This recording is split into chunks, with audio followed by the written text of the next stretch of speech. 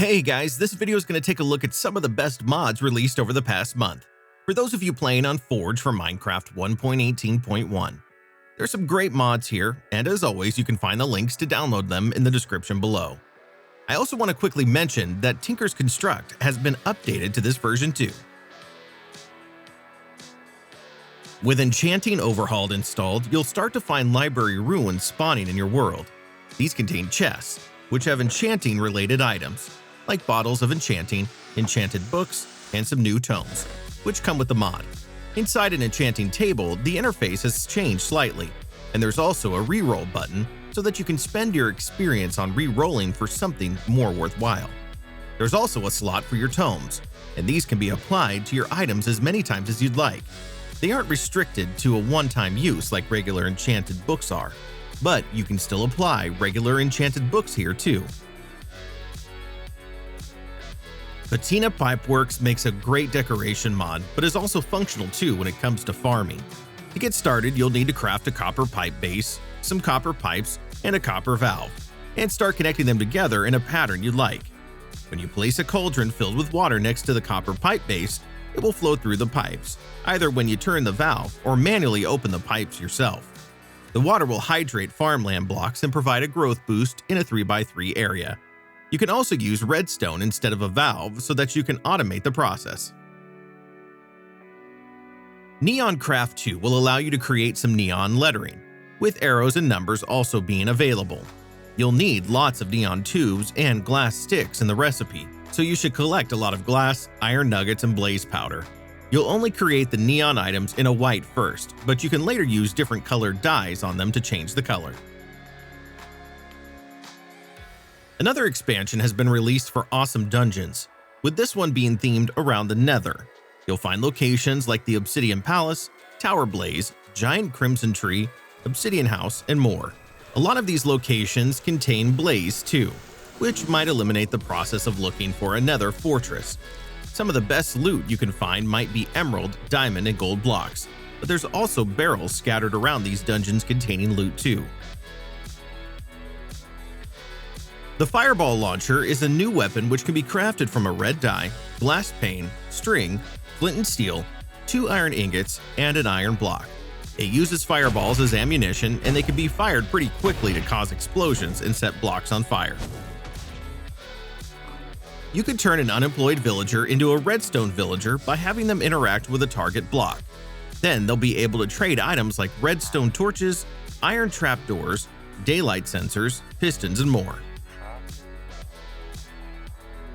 Xtra Arrows add some interesting arrows like the Vexing Arrow, which is able to phase through walls. If you fire an ender arrow, then you'll teleport with it. Torch arrows and lightning arrows will both summon arrows and lightning respectively. You can use the padded arrows for practice as they're covered in wool, so it will deal no damage and will fall from walls. There's also explosive, slime, and tracking arrows, and each arrow has a tier ranging from flint to netherite, which determines the amount of damage they deal. One of the first items introduced with Snowy Spirit is the sled, which gives a new way to travel on land, and are much better for traveling down slopes and on ice. But if you tame a wolf, then you can attach it to the sled with a leash, which increases the speed and control of sleds. You can place carpets on the sled for decoration. If you're in winter or using a mod like Serene Seasons, then the AI of villagers will change, so they can place down festive blocks like wreaths, or children will throw snowballs. Other blocks included with the mod are gingerbread, glowing lights, candy cane blocks, and snow globes. Cookietology is all about creating your own cookies, and to start you should create a butterator and place a fan on top of it. When you place milk inside, it will be turned into soft butter, one of the most important ingredients. You can then place soft butter, flour, an egg, and sugar into a mixing bowl to turn it into a dough. And your dough has brilliance and thickness values, which determines the saturation and nutrition. Place the dough inside a cookie mold, place it in the baker alongside some cocoa beans, and you've made your own cookies. With this mod, you can craft a fire extinguisher, which is pretty efficient at putting out fires quickly. It can also be placed down so that you have quick access to it, and it also looks great as a decoration object. There's also a fire axe, which can be used to put fires out too. If you wear the full fire set of armor, then you'll be completely immune to fire damage, but you'll be slowed. There's a few other items that work with role-playing, like fire extinguisher signs and fire exit signs. One of my favorite mods from Minecraft 1.12 is the Open Glider mod. With this glider mod, it feels a lot more like that mod. You can craft the glider using wool, sticks, and slabs, and use it to descend from great heights without taking damage. This mod introduces the high-intensity flares from the Deep Rock Galactic game. You'll start with 4 flares, and they can be thrown by pressing the V key by default. Over time, their brightness will fade, with them lasting around 50 seconds by default. They have some really cool sounds and animations too. You might come across Quicksand with this mod installed when exploring locations like deserts or beaches. It's quite hard to notice as the texture doesn't differ too much, and if you end up being suffocated by it, then you'll take damage. You can walk over it by wearing leather boots, and it can be picked up in buckets and placed down again. Human companions add some new characters, who you can find naturally spawning in your world.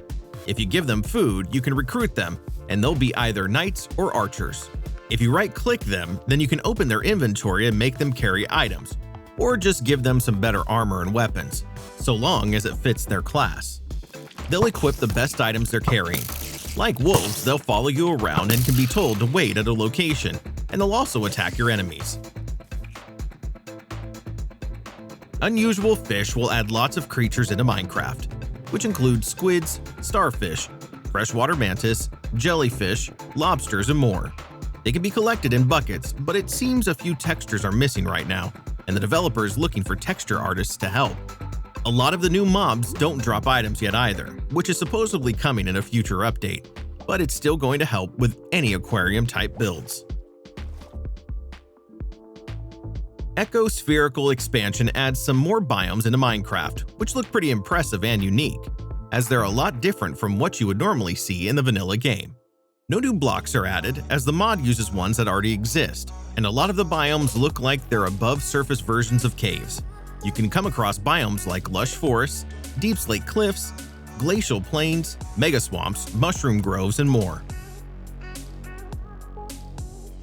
This mod will eventually update a lot of Minecraft's biomes, but in its current version, it focuses on the beach biome.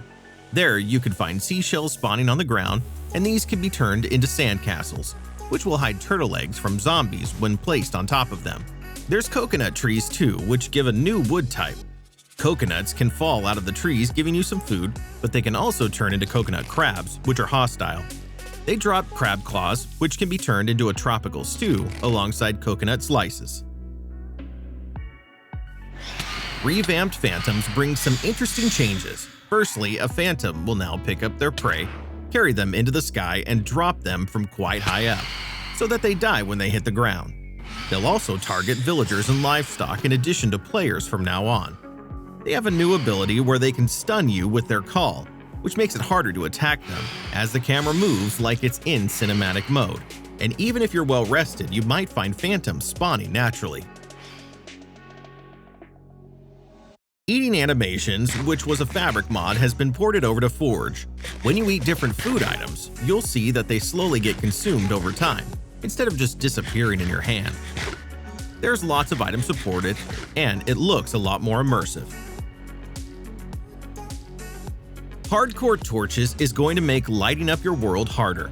From now on, both torches and lanterns have fuel, and will burn out over time. When you craft a lantern, it will be unlit and will need to be provided with oil from a can, which uses animal fat, and then you'll need to use a flint and steel to ignite it. If you leave a torch out in the rain, then it will go out too.